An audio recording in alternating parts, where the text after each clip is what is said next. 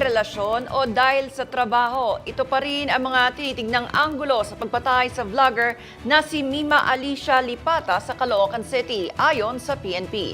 Narito ang report ni Alan Ibanez mula sa Camp Crame.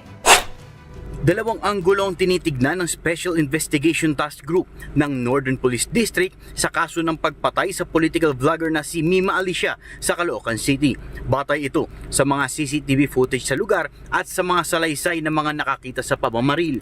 Una rito, ang issue sa personal na buhay ng biktima kung saan nakaalitan umano ng vlogger ang dati nitong karelasyon at humantong pa sa pagsasampa ng kaso. And as we understood, merong konting naging problema sa kanila nung na-break up na sila. And there were even some cases filed between the two of them. So kaya na po natin sila tinitignan.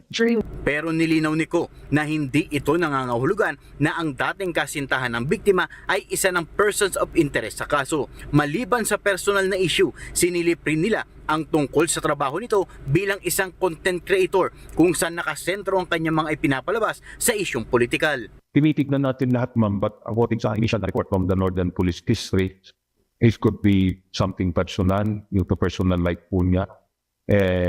Isa rin po malaking chance yung her work or her people related to being a blogger. Ito po ang mga asok na medyo mas mga nakakaangat na possible reasons. Bago pa umano mangyari ang pamamaril, may mga banta na sa buhay ng biktima. Sa ngayon, may dalawang posibleng suspect na tinitignan ng pulisya.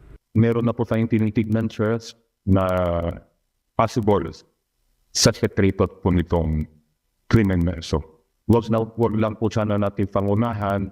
We all want an early resolution ng ng patient na to bring justice to family ng victim.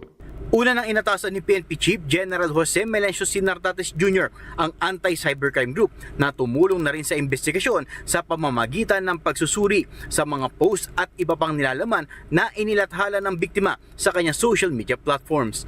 Mula sa Campo Crame, ako si Alan Ibanez Segulat para sa GATV News. Maraming salamat sa iyo, Allen Ibanez.